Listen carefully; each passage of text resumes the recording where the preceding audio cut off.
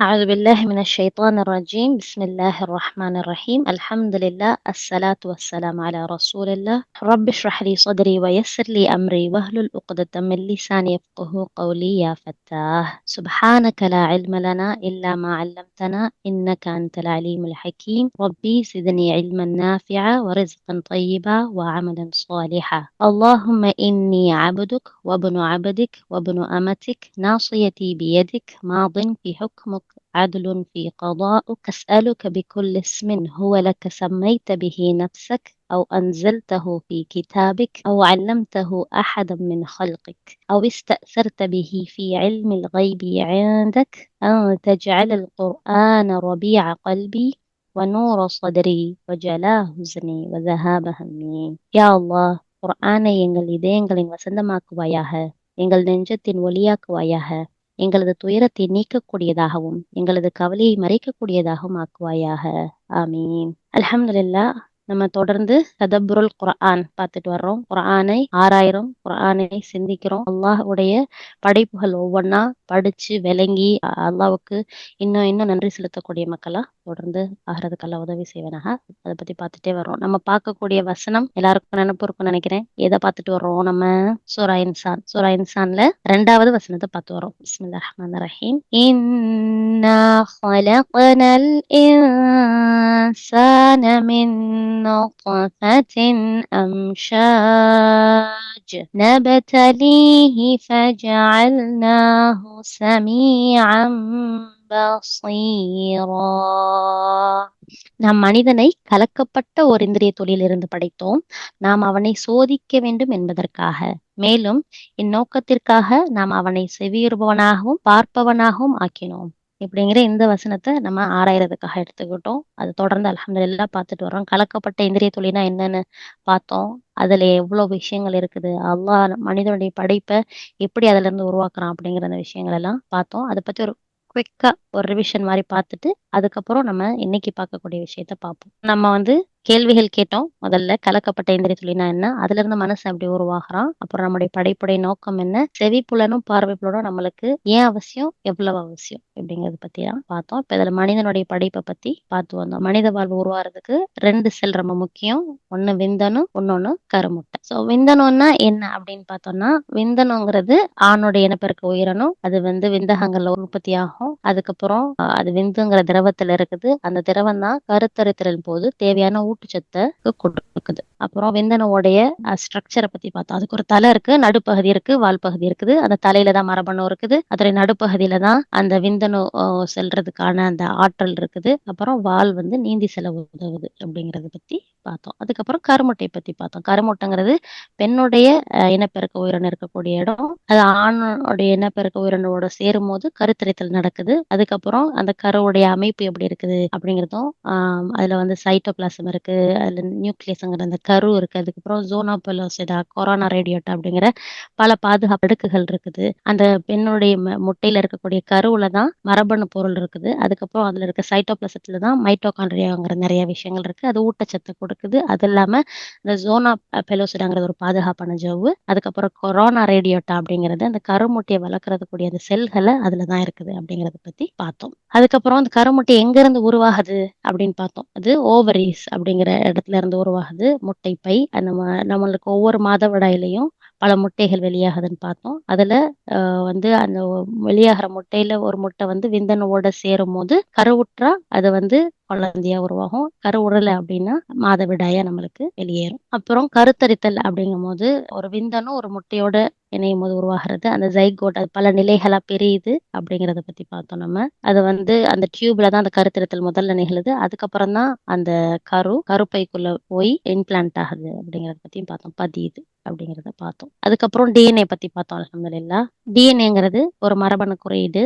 இது ஒரு உயிரினத்திற்கு தேவையான பண்புகள் எல்லாத்தையும் வழங்குது அப்படின்னும், இதை பத்தின அந்த டிஎன்ஏவோட அமைப்பு கட்டமைப்பு ஸ்ட்ரக்சர் எப்படி இருக்குங்கிறத 1950கள்ல தான் கண்டுபிடிச்சாங்க அப்படிங்கிறத பத்தி நம்ம படிச்சோம். அந்த DNA உடைய அந்த கட்டமைப்பை உருவாக்குறதுக்கு ரொம்ப முக்கியமா இருந்த அந்த சயின்டிஸ்ட் பிசிஷியன், அதாவது இயற்பியலாளர்கள் 2 பேரு, Rosalind Franklin and Maurice Wilkins அப்படிங்கிற 2 பேரு எக்ஸ்ரே மூலமா அதை கண்டுபிடிச்சாங்க. அதை James Watson and Francis Crick அப்படிங்கிற இந்த சயின்டிஸ்ட் வந்து அது எப்படி இருக்குங்கிற அந்த அமைப்பை உருவாக்குனாங்க. அது வந்து இரட்டை சுருள் அமைப்பு. அப்புறம் டிஎன்ஏல வந்து 4 அடிப்படையான அமைப்பு இருக்குன்னு பார்த்தோம். அடினைன், தைமின், குவானைன் அண்ட் சைட்டசின் அப்படிங்கிற இந்த 4 அமைப்புகள் இருக்குது. நம்மள்ட்ட வந்து ஒவ்வொரு நபர்கிட்டையும் 3 பில்லியனுக்கு அதிகமான வெவ்வேறு டிஎன்ஏ அடிப்படை ஜோடிகள் இருக்குது. ஒவ்வொரு டிஎன்ஏயும் தனித்துவமானது. ஒவ்வொருத்தவங்கள்ட்ட இருக்கிறதும் தனித்துவமானது. யாருக்குமே சேமா இருக்காது. ஒன்லி ஐடென்டிக்கல் ட்வின்ஸ்னு சொல்லுவோம் தானே, ஒரே மாதிரி இருக்க ஐடென்டிக்கல் ட்வின்ஸ் அவங்களுக்கு மட்டும்தான் டிஎன்ஏ வந்து ரொம்ப சிமிலரா இருக்கும். அவங்கள தவிர மத்த எல்லாருக்குமே டிஃப்ரெண்டா இருக்கும்னு பார்த்தோம். நம்ம உடல்ல வந்து ஒவ்வொரு செல்லையும் ஒரு கரு இருக்கு, அதாவது நியூக்ளியஸ்ன்னு சொல்லுவோம். அதுக்குள்ளதான் டிஎன்ஏ இருக்குது. அந்த ஒவ்வொரு செல்ல இருக்கிற அந்த டிஎன்ஏவும் வந்து 2 மீட்டர் நீளம் இருக்கும் அப்படிங்கறத பத்தி பார்த்தோம். அதுக்கப்புறம் நம்மளுடைய உடம்புல 30ல இருந்து 40 ட்ரில்லியன் செல்கள் இருக்குது. நம்மளுடைய மொத்த உடம்புல இருக்க டிஎன்ஏவோட மொத்த நீளத்தையும் வந்து பார்த்தா 20 பில்லியன் கிலோமீட்டர் வரும். அது வந்து நம்ம 65 முறை சூரியனுக்கு போய் திரும்புற அளவு அப்படிங்கிற அந்த விஷயத்தை பத்தியும் பார்த்தோம். அப்புறம் மரபணுக்களுங்கிறது டிஎன்ஏவின் சிறிய பிரிவுகள். அது வந்து ஒவ்வொரு விஷயத்தையும் நம்மளுடைய காது வடிவம், கண் நிறம், ஒவ்வொரு பண்பையும் குறிக்கக்கூடிய அந்த மரபணுவை வச்சிருக்குது. ஒவ்வொரு பெற்றோட இருந்தும் ஒரு ஜோடி நம்மளுக்கு கிடைக்குது. ஸோ ஒரு உறுப்பு உருவாகிறதுக்கு ஒரு பெற்றோர் 2 பெற்றோர்கிட்ட இருந்து ஒவ்வொரு விஷயம் வருது. அதுல எந்த பெற்றோருடைய ஜீன் ஸ்ட்ராங்கா இருக்கோ, அந்த டிஎன்ஏ ஸ்ட்ராங்கா இருக்கோ, அது வந்து நம்மளுக்கு வெளிப்படையா தெரியும். இன்னொரு ஜீன் நம்மளுடைய உடம்புல நம்ம கேரி பண்ணி அதை நம்மளுடைய அடுத்த தலைமுறைக்கு பாஸ் ஆன் பண்ணுவோம் அப்படிங்கறத பத்தி பார்த்தோம். அல்ஹம்துலில்லாஹ். அதுக்கப்புறம் ஒரு மனிதன் உருவாக சுமார் 20,000 இருந்து 25,000 மரபணுக்கள் தேவை. மரபணுக்கள் குரோமோசோம்கள் எனப்படும் அந்த பெரிய சுருளமைப்புகளாக அமைக்கப்பட்டிருக்கின்றன. ஸோ மனிதன் உருவாகிறதுக்கு மொத்தம் 46 குரோமோசோம்கள் தேவை.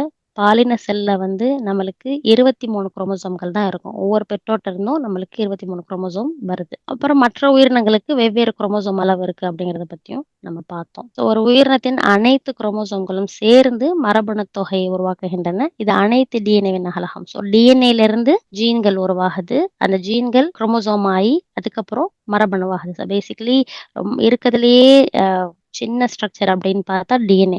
அதை நம்ம எதோட ஒப்பிட்டு பார்க்கலாம் அப்படின்னா வந்து செங்கல், வீடு கட்டும் போது யூஸ் பண்ற செங்கல் மாதிரி. ஸோ நம்மளுடைய உடம்புல எல்லா இடத்துலயும் பார்த்தா இந்த 4 அடிப்படை அமைப்பு மூலக்கூறால உருவாக்கப்பட்டதுதான் நம்ம உடம்பு முழுசும் இருக்கும். இப்போ ஒரு வீடுன்னு எடுத்துட்டோம் அப்படின்னா அந்த வீடு முழுசுமே செங்கலால கட்டப்பட்டதுதான். ஆனா பெட்ரூம் வேற, ஹால் வேற, டாய்லெட் வேற அப்படின்னு அந்தந்த இடத்துல இருக்கிற அந்த தன்மைகளை பொறுத்து மாறுபடுது தானே ஒரு வீட்டிலேயே. அது மாதிரி நம்ம உடல்லையும் நம்ம டிஎன்ஏங்கிறது அந்த 4 மூலக்கூறால ஆனதுதான் எல்லா இடத்துலயும் எடுத்து பார்த்தாலும். ஆனா அதோடைய இருக்கிற இடத்தை பொறுத்து அது வந்து கிட்னியாவோ, அது வந்து ஹார்ட்டாவோ, லிவராவோ, காதாவோ, கண்ணாவோ, கையாவோ, காலாவோ அப்படி மாறக்கூடிய விஷயங்களா இருக்குது. இந்த படத்தை நம்ம பார்த்தோம். இது எப்படின்னா அந்த டிஎன்ஏ உடைய அந்த 4 மூலக்கூறுகள் அதுல இருந்து உருவாகி அது இதுதான் வந்து அந்த டிஎன்ஏ. அதுக்கப்புறம் இது எல்லாம் அந்த பல டிஎன்ஏக்கள் சேர்ந்தது மரபணுக்களை உருவாக்கி அதை அப்படியே சுருட்டி சுருட்டி அந்த காயில் சுருட்டின மாதிரி சுருட்டி அந்த 2 மீட்டரையும் அல்லாஹ் சுப்ஹானஹு வ தஆலா ஒரு சின்ன ஒரு ஸ்ட்ரக்சரா வச்சிருக்கான். அதுதான் அந்த குரோமோசோம். இதுல 23 குரோமோசோம் நம்ம அம்மாட்ட இருந்தும் 23 குரோமோசோம் நம்மளுடைய அத்தாட்ட இருந்து வந்து சேர்ந்துதான் ஒரு குழந்தை உருவாகுது. நீங்களும் நானும் உருவான ஒரு கதை அப்படின்னு சொல்லலாம் சார். சரி, இதுதான் நம்ம பார்த்தது சோஃபார் இதுவரைக்கும். அல்ஹம்துலில்லாஹ். இன்னைக்கு நம்ம பார்க்க போறது செவிப்புலன், காது. செவிப்புலன் அப்படின்னா என்ன? செவிப்புலன்னா என்ன அப்படின்னும் போது ஒலிகளை காதால் கேட்டு உணர்வது, அதாவது கேட்கும் திறன். ஒலினா என்ன? ஒலினா சவுண்டு, சத்தம். அது எப்படி அந்த சவுண்டு நம்மளுக்கு கேக்குது அப்படின்னா, இப்போ நம்ம இருக்கோம்னா நம்மளை சுத்தி வந்து நம் காத்து நிரம்பிய இடத்துலதான் நம்ம உட்கார்ந்துருக்கோம். அப்படிதான் நம்மளை சுத்தி ஏர் பார்ட்டிகல்ஸ் இருக்குதுன்னு சொல்லுவாங்க. இப்ப நம்ம 2 கைய வந்து தட்டுறோம் அப்படின்னா தட்டும் போது நம்மளுக்கு அந்த சத்தம் கேக்குது இல்ல, அது என்னன்னா அந்த 2 கைக்கு நடுவுல ஏர்பல்ஸ வந்து நம்ம அப்படி தட்டும் போது அது எல்லாம் வந்து ஒண்ணு சேர்ந்து வைப்ரேட் ஆகுது. ஒரு வைப்ரேஷன் அந்த இதுலதான் வந்து அந்த வைப்ரேஷன் வந்து என்ன செய்யுதுன்னா நம்மளுடைய காதுகளை வந்து ரீச் பண்ணுது. அப்படி ரீச் பண்ணும் போதுதான் அந்த காது வந்து மூளைக்கு சிக்னல் அனுப்புது. அது மூலமா தான் நம்மளுக்கு அந்த சவுண்ட் கேக்குது. சோ நம்மளுக்கு ஒவ்வொரு சவுண்டும் நம்மளுக்கு கேக்குறது எல்லாமே என்னன்னா ஒரு சின்ன சின்ன சின்ன வைப்ரேஷன்ஸ் தான். ஒவ்வொரு சின்ன சின்ன அசைவு. நீங்க ஒரு பொருள் விழுந்துச்சுன்னாவோ எது செஞ்சாலுமே நம்மளுக்கு சுத்தி நடக்கிறதெல்லாம் கேட்கறது அந்த அதிர்வுகள் மூலமா தான். இப்ப செவிப்புல நம்மளுக்கு எப்ப உருவாச்சு, எப்படி உருவாச்சு அப்படிங்கறத பத்தி ஒரு சின்ன வருது. மனித செவித்திறன் வளர்ச்சி கர்ப்பத்தின் ஆரம்பத்திலேயே தொடங்கி பிறந்த பிறகும் அது தொடர்ந்து செம்மையாகுது. சுமார் கர்ப்பத்தின் 4வது வாரம் முதல் காதின் கட்டமைப்புகள் உருவாகத் தொடங்குகின்றன. ஸோ நம்ம இப்போ தரிச்சு ஒன்லி 1 மந்த் 4 வாரம்னா 1 மந்த் தானே. அந்த 1 மந்த் டைம்லயே நம்மளுக்கு காதுடைய கட்டமைப்புகள் உருவாக ஆரம்பிக்கிறது. ரொம்ப ஏர்லியா உருவாகிற ஒரு ஆர்கன் ஒரு உறுப்புன்னா அது காதுன்னு தான் சொல்றாங்க. கர்ப்பத்தின் 18 வாரங்களில் குழந்தையின் காதுகள் அவர்கள் கேட்கக்கூடிய ஒலிகளை பற்றி மூளைக்கு சிக்னலை அனுப்ப தொடங்குது. ஆ. கர்ப்பத்தோட 23 வாரத்துல அவங்களோட தாயோட குரலை கேட்க ஆரம்பிக்கிறாங்க. அந்த தாய் ரொம்ப லேசா முணுமுணுத்தா கூட அந்த குழந்தைக்கு அது கேக்கும். 24வது வாரத்துல இருந்து, அதாவது அடுத்த வாரத்துல இருந்து அந்த குழந்தை அம்மா எப்படி பேசுறாங்களோ அதுக்கு தகுந்த மாதிரி ரியாக்ட் பண்ணும். இப்ப அம்மா ரொம்ப கவலையா இருந்தாங்கன்னா அந்த குழந்தையும் அதை ஃபீல் பண்ணும். அந்த அவங்க அழுகுறாங்க எதுனாலும் அவங்க அத ஃபீல் பண்ணும். இல்ல அவங்க வந்து ஒரு மேபி குரான் கிராத் கேட்குறான்னு வச்சுக்கோங்களேன். அவங்களுக்கு காமா இருக்காங்கன்னா, அந்த குழந்தையும் காமா இருக்கும். அதாவது தாயின் குரலை கேட்கும்போது அவர்கள் கருப்பையில் குறைவாக சுற்றி வருவார்கள் என்றும், இதய துடிப்பு மெதுவாக இருக்கும் என்றும் விஞ்ஞான ஆய்வுகள் காட்டுகின்றன. ஸோ இது நம்மளுடைய வயித்துல நம்மளுக்கு அந்த காது உடைய அந்த கேட்கும் திறன் உருவாகிறது. இப்ப இதுதான் நம்மளுடைய காதுடைய முழு அமைப்பு. அத பத்தினது தான் இன்ஷா அல்லாஹ் கொஞ்சம் டீட்டெயிலா பார்க்க போறோம். நம்மளுடைய காது இதுதான் நம்ம எல்லாருக்கும் தெரியிற பகுதி. ஓரளவுக்கு இங்க வரைக்கும் கூட நம்மளுக்கு தெரியும். அதுக்கப்புறம் இருக்கிற அதாவது காத வந்து 3 பிரிவா பிரிச்சிருக்காங்க. ஒண்ணு வெளிப்புற காது, இன்னொன்னு நடுத்தர காது, அதுக்கப்புறம் உள்காது. இந்த அமைப்புகள நம்ம புரிஞ்சுக்கும்போது தான் அல்லாஹ் சுப்ஹானஹு வ தஆலாவுடைய படைப்புடைய அந்த வல்லமைய நம்மளால உணர முடியும். அதுக்காக தான் இத பத்தி கொஞ்சம் டீட்டெயிலா பார்க்க போறோம் இன்ஷா அல்லாஹ். ஸோ இது வந்து பின்னான்னு சொல்லுவாங்க. இந்த இடத்த அந்த வெளிப்புற காத. அதுக்கப்புறம் இது காது கால்வாய். அதுக்கப்புறம் இந்த இடம் இருக்குல்ல, இதுதான் செவிப்பறை. செவிப்பறைனா இயர் ட்ரம் அது ஆ. சொல்ற அந்த இது. அதுக்கப்புறம் இது வந்து நடுத்தர காது. இங்க இருந்து அந்த இயர் செவிப்பறையிலிருந்து அப்படியே ஆரம்பிச்சது வர்றது தான் நடுத்தர காது. இந்த நடுத்தர காதுல அ வந்து ஒரு 3 எலும்புகள் இருக்குது. இன்ஷா அல்லாஹ் அத பத்தி கொஞ்சம் டீட்டெயிலா பார்ப்போம். அதுக்கப்புறம் நீங்க இந்த இடத்துல பார்த்தீங்கன்னா, இதுக்கு பேரு யூஸ்தாசியன் குழாய் அப்படின்னு சொல்லுவாங்க. அதோடைய பண்பையும் பார்ப்போம் இன்ஷா அல்லாஹ். ஜஸ்ட் உங்களுக்கு அந்த பார்ட்ஸ காமிச்சுக்கிறேன். ஸோ உங்களுக்கு நான் அடுத்தடுத்து போகும்போது என்னன்னு புரியணுங்கிறதுக்காக. அதுக்கப்புறம் இந்த இடத்துல இருக்குல்ல, இதுக்கு பேரு வந்து உள்காது. இந்த இந்த ஸ்ட்ரக்சர். இதுல வந்து இந்த 3 அ கால்வாய்கள் இருக்குல்ல, அதுக்கு பேரு அரைவட்ட கால்வாய்கள் அப்படின்னு சொல்லுவாங்க. இந்த இதுக்கு பேரு கோக்லியா. கோக்லியா அப்படின்னா நத்தை வடிவில் இருக்கிறது அப்படின்னு அர்த்தம். இது எல்லாமே முழுசா நம்ம காதுக்குள்ள இருக்கிற விஷயங்கள் தான். இதுல எந்த ஸ்ட்ரக்சர்ல ப்ராப்ளம் இருந்தாலும் நம்மளுக்கு காது ப்ராப்பரா கேட்காது. ஏதாவது ஒரு பிரச்சனை இருக்கும், இன்ஃபெக்ஷன் ஆகும். அந்த மாரி விஷயங்கள்லாம் நடக்கிறது. ஸோ அதோடைய நரம்புகள் கனெக்ட் ஆயி இந்த நரம்புகள் தான் மூளைக்கு போய் கேட்க வைக்கக்கூடிய தன்மை உள்ளது. இன்ஷா அல்லாஹ் இத பத்தி கொஞ்சம் டீட்டெயிலா பார்ப்போம். வெளிப்புற காது. வெளிப்புற காதுல என்ன இருக்குது அப்படின்னு பார்த்தோம்னா, நம்ம வெளியில காணக்கூடிய பகுதி. இதுல 2 முக்கியமான விஷயங்கள் இருக்குது. நம்பர் 1 பின்னா அப்படின்னு சொல்றது. அதாவது காதுல புலப்படும் பகுதி. நம்மளால பார்க்கக்கூடிய அந்த பகுதி வெளிப்படையா. இது வந்து ஒரு புனல் போல செயல்படும். இந்த சுற்றுச்சூழல்ல இருக்கக்கூடிய ஒலி அலைகள பிடித்து காது கால்வாயில செலுத்தும். அதோடைய அந்த தனித்துவமான வடிவம் வந்து ஒலி எங்கிருந்து வர்றது அப்படிங்கிறத கண்டுபிடிக்க உதவுது. இப்ப எங்கேயோ ஒரு இடத்துல ஒரு சவுண்ட் கேட்கும். ஆனா நம்மளுக்கு அது கேட்கும். அது எந்த இடத்துலன்னு ரைட்டா, லெஃப்ட்டா, மேலயா, கீழயா கரெக்ட்டா பார்ப்போம். கரெக்ட்டா திரும்புவோம். அது அப்படி திரும்புறதுக்கு அந்த சவுண்ட் நம்மளுக்கு இங்க இருந்து தான் வந்துச்சு அப்படின்னு தெரியறதுக்கு உதவுற அமைப்புல தான் அல்லாஹ் சுப்ஹானஹு வ தஆலா அந்த அந்த காதுடைய அமைப்ப படைச்சிருக்கான். 2வது இந்த வெளிப்புற காதுல இருக்கிற இன்னொரு விஷயம், இந்த காது கால்வாய். காது கால்வாய்ங்கிறது இந்த இடம். இதுல வந்து தூசி, பாக்டீரியா மற்றும் பூச்சிக அதெல்லாம் உள்ள போயிராம இருக்கிறதுக்காக, காத பாதுகாக்கிற விதமா காது மெழுக வந்து உற்பத்தி அந்த இடம் அந்த காது கால்வாயில காது மெழுகு உற்பத்தி ஆகுது.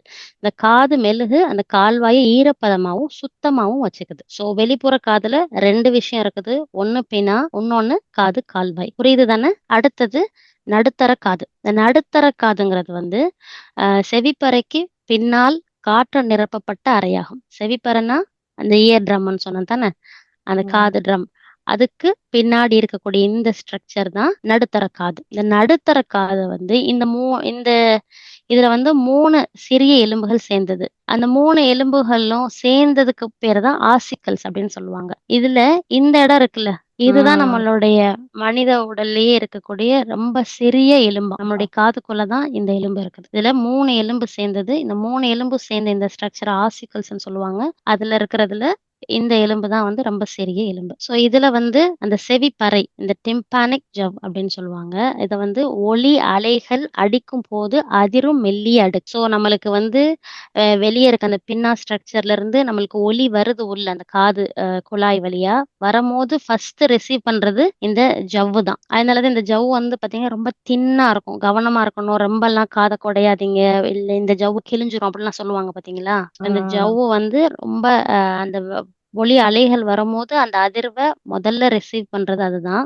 அந்த ஜவ்வு தான் வந்து அந்த ஒலி அலைகள இயந்திர அலைகளா மாற்றுது. இந்த மாரி இதே ஸ்ட்ரக்சர் தான் ஸ்பீக்கர்ஸ்லலாம் பார்த்திருப்போம். பெரிய பெரிய ஸ்பீக்கர்லாம் வச்சிருப்பாங்க தானே! அந்த இதுலலாம் பார்த்தா உள்ளுக்குள்ள அந்த கோன் ஷேப்டு இதுல இருக்கும். ஸோ இந்த 3 எலும்புகள் இருக்கு தானே! அந்த ஆசிக்கல்ஸ் அப்படிங்கிறதுல மாலியஸ் அப்படிங்கிறது ஒரு எலும்பு. அது பார்க்கறதுக்கு எப்படி இருக்கும்னா, சுத்தியல் மாரி இருக்குமாம். இந்த இடத்துல ஒரு பெரிய பிக்சர் அத காமிச்சிருக்காங்க. இது அந்த ட்ரம், இயர் ட்ரம். அதுலருந்து இங்க வரும்போது இது சுத்தியல் மாரியான ஒரு ஸ்ட்ரக்சர்ல இருக்கறனால, லத்தீன்ல ம். அத மாலியஸ் அப்படின்னு சொல்றாங்க. அதுக்கப்புறம் இன்கஸ். இன்கஸ்னா அன்வில். அதாவது பட்டறையில யூஸ் பண்ணுவாங்கல்ல. ஒரு மாரி அ அத வச்சு அதுக்கு மேல வச்சு பொருள வச்சு அடிப்பாங்க. சூடான பொருள ம். வந்து அத வச்சு தட்டுறதுக்காக யூஸ் பண்ற ஒரு பொருள். அந்த ஷேப்ல இருக்கறனால அது இன்கஸ் அப்படின்னும். அதுக்கப்புறம் ஸ்டெரப்ஸ். இப்ப நம்ம இந்த இந்த இந்த ஸ்ட்ரக்சர் இருக்குல்ல, இருக்கறதுலயே ரொம்ப சின்ன எலும்புன்னு சொன்னோம் பார்த்தீங்களா? இது வந்து இப்ப ஆ. குதிரைகள் அது மேலலாம் ஏறி உட்கார்றதுக்கு ஒண்ணு போட்டிருப்பாங்க. இதுல கால் வச்சு தான் அப்படி ஏறி உட்காருவோம். ஆமாமா. பார்த்துருக்கீங்களா? ஸோ அந்த மாரி ஒரு ஷேப்ல இருக்கறனால இதுக்கு பேரு ஸ்டேப்ஸ் அப்படின்னு சொல்லிட்டு சொல்றாங்க. ஸோ இந்த 3 எலும்புகளும் சேர்ந்த இதுதான் இந்த நடுத்தர காது. இந்த எலும்புகள் செவிப்பறையிலிருந்து வரும் அதிர்வுகளை பெருக்கி உள்காதுக்கு அனுப்புது. ஸோ என்ன செய்யுதுன்னா, நம்மளுக்கு சவுண்ட் வருது வெளிப்புற காதுலருந்து. உள்ள வரம்போது இந்த காதோடைய ட்ரம்ல வந்து படுது அந்த சவுண்டு. பட்டு வைப்ரேஷன் ஆகுது. வைப்ரேஷன் ஆகும்போது இந்த அதிர்வு இந்த எலும்பு அதோடயே ஒட்டி இருக்கறனால, இந்த எலும்பு வந்து வைப்ரேட் ஆக ஆரம்பிக்குது, அதிர ஆரம்பிக்குது. இப்படி அதிரம்போது அந்த உள்ளுக்குள்ள வந்த சவுண்ட் இருக்குல்ல, அது 10லிருந்து 35 மடங்கு வந்து சவுண்டு அளவு கூடுதாம். பயங்கரமா லவுடா இருக்குமாம். கேட்கிற சவுண்ட் நம்மளுக்கு வெளிப்புறத்துலருந்து கேட்கிறத விட. இந்த இடத்துல பிரச்சனை இருந்துச்சு அப்டின்னா, உங்களுக்கு இங்கேருந்து 100% சவுண்ட் வருதுன்னு வச்சுக்கோங்களேன் வெளியில இருந்து. இந்த இடத்துல ப்ராப்ளம் இருக்குன்னா, உங்களுக்கு உள்காதுக்கு போகும்போது 0.1% தான் போகும்னு சொல்றாங்க. ஸோ ஒண்ணுமே கேட்காது உங்களுக்கு. இந்த இடத்துல ப்ராப்ளம் இருந்துச்சுன்னா. ஸோ இந்த நடு காதோட முக்கியமான வேலையே என்னன்னா, வெளியிலேருந்து வரக்கூடிய சவுண்டுடைய சத்தத்த அதிகப்படுத்துறது தான் அதோட வேலையே. இப்ப இதுல யூஸ்தாஷ் சியன் குழாய் அப்படின்னு சொல்லிட்டு ஒண்ணு இருக்குது. அதுவும் அந்த மிடில் அதாவது நடுத்தர காதுல உள்ள பகுதி தான். இந்த இடத்துல தான் நடுத்தர காது இருக்குன்னு பார்த்தோம். அதோட எண்டிங்ல பாருங்களேன். இந்த யூஸ்தாஷியன் குழாய்ன்னு ஒண்ணு இருக்குது. இது என்னன்னா, ம். வெளிப்புறத்திலிருந்து வர்ற சவுண்ட் இருக்கு தானே, அதோடைய அந்த ஒலி அதிர்வுகள், அந்த சவுண்டோட வந்து பிரஷர் வைப்ரேட் ஆக ஆக பிரஷர் கூடும் நம்மளுக்கு. அந்த பிரஷர் டூ மச்சா ஆச்சுன்னா என்னாகும், இந்த செவிப்பறை வந்து கிழிஞ்சிரும். அப்ப அது கிழியாம இல்ல அது சமநிலையிலே வச்சிருக்கணும் அப்டின்னா, அதுக்கு இன்னொரு ஓப்பனிங் தேவ. ஸோ இந்த வழியா வந்து, இந்த வழியா அது வெளியாகணும். ஸோ பிரஷர் வந்து மேனேஜ் பண்ணணும். இப்ப நம்ம உதாரணத்துக்கு எடுத்துக்கிட்டோம்னா, இது ஃப்ளைட்ல போவோம் தானே. ஃப்ளைட்ல மேல போக போக போக என்ன ஆகுது நம்ம காதுக்கு? எல்லாரும் ஃபீல் ம். பண்ணியிருப்போம். அந்த ம். பிரஷர் கூடிட்டே போகும். அப்ப அப்படியே காத அடைக்கும். ஏன் அப்படி அடைக்குது அப்படின்னா, அந்த பிரஷர் கூடுது. இப்ப அந்த அப்படியே காத அடைக்கும்போது அத எப்படி ரிலீஃப் பண்றோம்? என்ன செய்வோம் நம்ம எல்லாரும்? அந்த காத அடைச்சுட்டு போகணும்னா, எச்சி முழுங்கணும். எச்சி முழுங்குனீங்கன்னா, உங்களுக்கு அந்த இந்த இது வந்து அந்த யூஸ்டாச்சியன் குழாய் அப்படிங்கிறது, அது நம்ம தொண்டையோட பின்பகுதியில இருக்குது. ஸோ நீங்க எச்சி முழுங்கும்போது, இங்கேருந்து பில்ட் ஆகுற அந்த பிரஷர் இங்க ரிலீவ் ஆயிரும். ஸோ அதுக்கான ஒரு இதுதான். ஸோ செவியோட 2 புறமும் காற்றழுத்தத்த சமநிலைப்படுத்துறதுக்காக உள்ள ஒரு ஸ்ட்ரக்சர் தான் இந்த யூஸ்டாச்சியன் குழாய். புரியுது தானே எல்லாருக்கும்? இப்ப நம்ம வெளிப்புற காத பத்தி பார்த்தாச்சு. நடுத்தர காத பத்தி பார்த்தாச்சு. நம்மளுக்கு இதெல்லாம் ஆனா தெரியல சுப்ஹானல்லாஹ். இத பத்தி படிக்கும்போது பெரிய ஆச்சரியமா இருந்துச்சு. அந்த நடுத்தர காதுல வந்து நம்ம இன்னொரு விஷயம் சொல்லணும்னு நெனச்சேன். என்னன்னா, அந்த சவுண்ட வந்து கூட்டி குடுக்குது அப்படின்னு சொன்னேன் தானே. ஏன் சவுண்ட கூட்டி குடுக்கணும் அப்படின்னா, அது வந்து உள் காதுன்னு ஒண்ணு இருக்குது. அந்த உள் காதுல வந்து தண்ணி நிரம்பி இருக்குமாம். நம்மளுடைய காதுக்குள்ளார வெளிக்காது, நடுத்தர காது, அப்புறம் உள்காது. அந்த இன்னர் இயர் அப்படின்னு சொல்ற அதுல வந்து தண்ணி இருக்கும். அத பத்தி கொஞ்சம் பார்ப்போம். அப்போ உங்களுக்கு டீட்டெயிலா புரியும். ஸோ இது காதுல ரொம்ப சிக்கலான பகுதி. ஸோ இதுல வந்து 2 முக்கியமான பகுதி இருக்குது. இந்த இதுல. ஒண்ணு கோக்லியா அப்படின்னு சொல்லுவாங்க. கோக்லியானா இந்த நத்தை போன்று இருக்கக்கூடிய அந்த சுருள் அமைப்பு. இது ஆக்சுவலி பார்த்தா வந்து ஒரு நீளமான ஒரு பெரிய டியூப். அந்த டியூப் வந்து சுருட்டி வச்சா எப்படி இருக்கும்? அப்படி இமேஜின் பண்ணிக்கலாம்.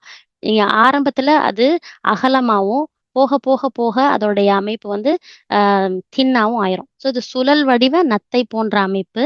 திரவத்தால் நிரப்பப்பட்டது. அது மட்டும் இல்லாம அதுல சிறிய முடி செல்களால் வரிசையாக அதுக்குள்ள இருக்கும். எலும்புகளிலிருந்து வரும் அதிர்வுகள் கோக்லியாவை அடையும் போது திரவம் நகர்ந்து முடி செல்களை வளைக்கிறது. ஸோ நடுத்தர காதுலர சவுண்ட ரொம்ப கூட்டி குடுத்ததுக்கு ரீசன், தண்ணிக்குள்ள அந்த சவுண்ட் டிராவல் பண்ணி போகணும். தண்ணிக்குள்ள அந்த வைப்ரேஷன் போனோம்னா, தண்ணி அவ்ளோ சீக்கிரம் அதிராதுல்ல. ஸோ பயங்கரமான ஒரு சவுண்ட் இருந்தா தான் அந்த தண்ணி அதிர்ந்து அந்த அது சிக்னலா மாறி உங்களுக்கு மூளைக்கு போகும். அதுக்காக தான் அல்லாஹ் சுப்ஹானஹு வ தஆலா அந்த நடுத்தர காதுல அந்த சவுண்ட கூட்டி குடுக்குற தன்மைய வச்சு படைச்சிருக்கான். இந்த முடி செல்கள் இயந்திர அதிர்வுகளை மின் சிக்னல் சமிச்சைகளாக மாற்றுகின்றன. அவை செவிப்புலன் நரம்பு வழியாக மூளைக்கு பயணிக்கின்றன. ஸோ நம்மளுக்கு வெளிக்காதுல இருந்து வந்த சவுண்டு கால்வாய் வழியா நம்மளுக்கு பயணிச்சு, செவிப்பறை அடைஞ்சு, அந்த செவிப்பறை நடுத்தர காதுல அது ஒரு சவுண்ட் கூடி, அதுக்கப்புறம் அந்த கோக்லியால அந்த தண்ணி நிரம்பி இருக்க அந்த ஸ்ட்ரக்சருக்குள்ள போய், அதுக்கப்புறம் அங்க இருந்து தான் மூளைக்கு நம்மளுக்கு சிக்னல் போகுது. அப்புறம் தான் நம்மளுக்கு அந்த சவுண்ட் கேட்கும். இதெல்லாம் ஒரு மில்லி செகண்ட்ல நம்மளுக்கு நடந்துரும். இப்ப நான் பேசுறது உங்களுக்கு உடனே புரியுது அப்படின்னா, இது எல்லாம் நடந்துட்டே இருக்குது கான்ஸ்டன்ட்டா.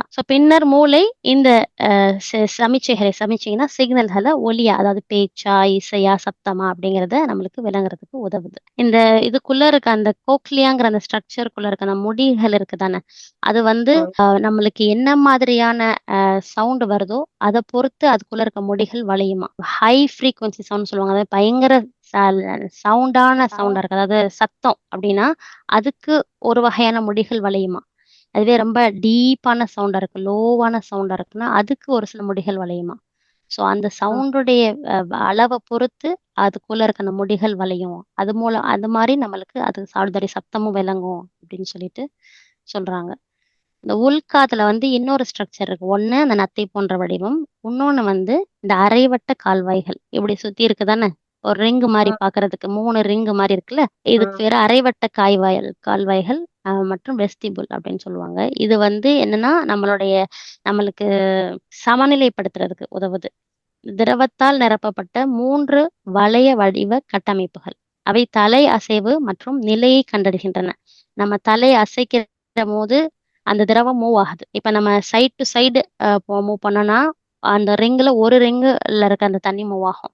மேலேயும் கீழயும் அசைச்சோம்னா, அந்த ரிங்ல ஒரு ரிங்ல இருக்கிறது தண்ணி மூவ் ஆகும். அதே மாரி இப்ப நம்ம சுத்துவோம் தானே, அந்த மாரி தல சுத்தும்ல. அந்த மாரி இருக்கும்போது, அந்த ஃப்ளூயிட்ஸ் எல்லாமே மூவ் ஆகும். நிற்கும்போதும், நடக்கும்போதும் அல்லது சுழலும்போதும் கூட நம்மளுடைய சமநிலைய நம்மளுடைய நம்ம கீழ விழுந்துராம சமநிலையா இருக்கிறதுக்கு, நம்மளுடைய மூளையும் கண்ணோட சேர்ந்து ஒர்க் பண்ணுது. அப்படி ஒர்க் பண்ணும்போது தான் நம்மளால சமநிலையில நிக்க முடியுது. நம்மளுடைய சமநிலைக்கு ரொம்ப முக்கியமான ஒரு விஷயம் இந்த இந்த அரை வட்ட கால்வாய்கள். புரியுதா? இப்ப சுப்ஹானல்லாஹ், ஒரு அல்ஹம்துலில்லாஹ். ஒரு நல்லா கப்புல புரியுது. எடுத்துக்கங்களேன். கப்புல நம்ம ஒரு டீ வச்சிருக்கோம்னு வச்சுப்போம். இப்ப அந்த கப்ப நம்ம லைட்டா ஒரு பக்கம் சுத்துறோம். அப்டின்னா, அது உள்ளுக்குள்ள இருக்க அந்த டீக்கு பெருசா ஒண்ணும் ஆகப் போறதில்ல. லைட்டா அதுவும் அசையும். இந்த சைடு சுத்துனாலும் லைட்டா அசையும். ஆனா சுத்திட்டே இருந்தோம்னா கப்ப என்னாகும்? அதுக்கு உள்ளுக்குள்ள இருக்க அந்த டீ நம்ம கப்ப சுத்துற நிப்பாட்டிருவோம். ஆனா அந்த உள்ளுக்குள்ள அந்த டீ மூவ் பண்ணிட்டே இருக்கும்ல. அதே மாரி தான் இப்ப நம்ம சுத்திக்கிட்டே இருக்கோம் அப்டின்னா, அந்த இதுக்குள்ள இருக்க அந்த திரவங்கள் எல்லாம் நம்ம நின்றுவோம். ஆனாலும் அது சுத்திக்கிட்டே இருக்கும். கொஞ்சம் டைம் எடுக்கும் நம்மளுக்கு. அப்படியே சுத்திட்டு, அப்படியே கியர் ஆயி அப்புறம் கொஞ்ச நேரம் கழிச்சு தான் நம்மளுக்கு நார்மல் ஆகும். ம். ஸோ அந்த இதுல எதுவும் ஒரு பிரச்சனைன்னா, நம்மளுக்கு அந்த பேலன்ஸ் பண்றதுங்கிறது கொஞ்சம் கஷ்டமான விஷயமா இருக்கும் அப்படின்னு சொல்றாங்க. ஸோ இப்ப நம்ம பார்த்ததோடைய சுருக்கம். காத பத்தியே பார்த்தாச்சு அல்ஹம்துலில்லாஹ் ஓரளவுக்கு. அதோடைய சுருக்கம் எப்படின்னு பார்த்தோம்னா, நம்ம பார்த்தது வெளிப்புற காது. வெளிப்புற காதோடைய வேலை ஒலிய சேகரிச்சு பாதுகாக்கும். நடுச்செவி ஒலிய பெருக்கி அழுத்தத்த சமப்படுத்தும். உள்செவில இருக்கக்கூடிய வேலை ஒலிய மூளைக்கான சிக்னலா மாத்தி, அது மட்டும் இல்லாம நம்மளுடைய சமநிலைய நம்ம நேரா நடக்க, பார்க்க வைக்கிறதுக்குரிய அந்த எல்லா விஷயத்தையும் கண்ட்ரோல் பண்ணக்கூடிய விஷயம். ஸோ இந்த 3 தான் இதோடைய ஃபங்ஷன்ஸ். வெளிப்புற காது, நடு காது, உள்காது இப்படிங்கிற விஷயம். ஸோ அத அந்த பிக்சர்ல குடுத்திருக்கேன். வெளிக்காது அப்டின்னா, இது ஒலிகள சேகரித்து காதுக்குள்ள அனுப்புது. காது கால்வாய் என்பது ஒரு சுரங்கப்பாத. இது காதின் நடுப்பகுதிக்கு ஒலியை அனுப்புது. ஒலி காது குழாயை அசைக்கிறது. சமிச்சைகள் கோக்லியாவுக்குள் செல்கின்றன. கோக்லியாவில் முடி செல்கள் உள்ளன. அவை மூளைக்கு சமிச்சைகளை அனுப்புகின்றன. இந்த அரைவட்ட கால்வாய்கள் திரவத்தால் நிரப்பப்பட்டுள்ளன. அவை உங்கள் சமநிலை பராமரிக்க உதவுகின்றன. ஸோ இதுதான் நம்ம பார்த்ததோடைய ஒரு சின்ன சம்மரி. அந்த الله முடிய பத்தி الله சொல்லும்போது என்ன சொல்றாங்கன்னா, அந்த முடி செல்கள் வந்து அழிஞ்சிருச்சுன்னு வச்சுக்கோங்களேன். அதுக்கப்புறம் அத வந்து திரும்ப உருவாக்க முடியாதாம். திரும்ப உருவாகாதாம் அது. அவ்வளோதானாம். ஆமா. பெர்மனன்ட்டா நம்மளுக்கு வந்து ஹேர் காது கேட்காம போயிருமாம். அப்படிப்பட்ட அல்லாஹ். இருக்கா இந்த இதுக்குள்ள வந்து ஆனா ஒரு சில நேரத்துக்கு நான் சொன்னேன் பார்த்தீங்களா, டிஃபரண்ட் ஃப்ரீக்வன்சி அந்த ரொம்ப லவுடா பேசினாவோ, இல்ல ரொம்ப லோவா பேசினாவோ, எந்த முடி அ அழிஞ்சிருக்கோ, அந்த சவுண்ட் மட்டும் கேட்காம, சின்ன அதிர்வுகள் சவுண்டுகள் கேட்கும்னா, அது மட்டும் கேட்குமாம். ஸோ எந்த முடி அழிஞ்சிருக்கோ, அத பொறுத்து அந்த மூளைக்கு சவுண்ட் போகும் அப்படிங்கிற மாரியும் சொல்றாங்க. ஸோ ரொம்ப லவுடா நாய்ஸ் கேட்கறது இருக்குல்ல. இப்பலாம் வந்து ரொம்ப நம்ம ஹெட்ஃபோன் யூஸ் பண்ணிட்டு பயங்கரமா லவுட் ம்ஹ்ம். மியூசிக் கேட்குறோம். லவுடா இது பண்றோம். ம்ஹ்ம். அதெல்லாம் வந்து ரொம்ப நல்லதில்ல. ரொம்ப நேரத்துக்கு சவுண்டா கேட்கக்கூடாது அப்டின்னும் சொல்றாங்க. அதெல்லாம் வந்து இந்த முடிய வந்து டேமேஜ் பண்ணும் அப்டின்னு சொல்றாங்க. என்ன மாரி இப்ப நம்ம ஈவன் குரான் கிராத்து போட்டாலுமே சரி, அத ரொம்ப லவுடா வச்சு காதுக்குள்ள இப்ப எல்லாமே ஹெட்ஃபோன்ஸ்லாம் பார்த்தா உள்ள காது வரைக்கும்ல போகுது. ஸோ அதெல்லாம் ரொம்ப லவுடா ரொம்ப லாங் டைம் கேட்கும்போது காதுகளுடைய அந்த முடிகள டேமேஜ் பண்ணுதுன்னு சொல்றாங்க. அது இல்லாம ஜெனடிக் ரீசன் இருக்குது. நம்ம பார்த்தோம் தான மரபணு ரீசன். அது இருக்கு. ம். அது மாதிரி இன்ஃபெக்ஷன்ஸ் அது போயி அந்த முடிகள அழிக்கக்கூடிய வாய்ப்புகள் இருக்குது. ஸோ இப்ப காதுங்கிறது வந்து நம்மளுடைய உடம்புல ரொம்ப முக்கியமான ஒரு உறுப்பு. அது என்னென்னத்துக்கெல்லாம் நம்மளுக்கு உதவுது அப்டின்னா, தொடர்பு கொள்றதுக்கு. அதாவது ஒருத்தர் கம்யூனிகேட் பண்ணிக்கிறதுக்கு உதவுது. செவித்திறன் மூலம் நம்ம பேச்ச புரிஞ்சுக்கிறோம், மொழிகள கத்துக்கிறோம், ஒருத்தரோட ஒருத்தர் தொடர்பு கொள்றோம்.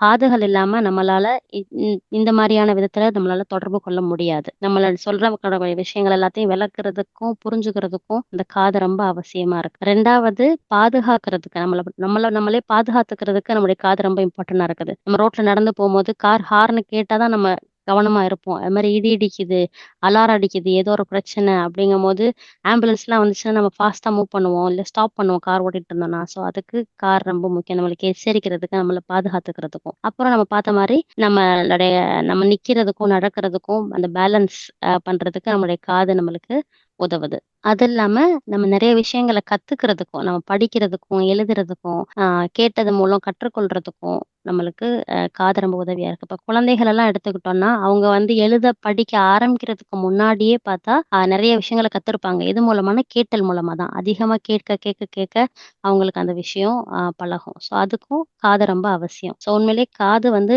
ஒ கே சவுண்டு கேட்கறதுக்கு மட்டும் இல்லாம, நம்ம உயிர் வாழ்றதுக்கும், நம்ம அறிவ வளர்த்துக்கிறதுக்கும், ஒருத்தரோட ஒருத்தர் தொடர்பு கொள்றதுக்கும் ரொம்ப முக்கியமான ஒரு விஷயமா இருக்குது. سبحان الله بحمده سبحانك பாரக் الله அல்லாஹ். بحمدك نشهد أن لا إله إلا أنت نستغفرك ونتوب إليك سبحان ربك رب العزة عما يصفون والسلام على المرسلين والحمد لله رب العالمين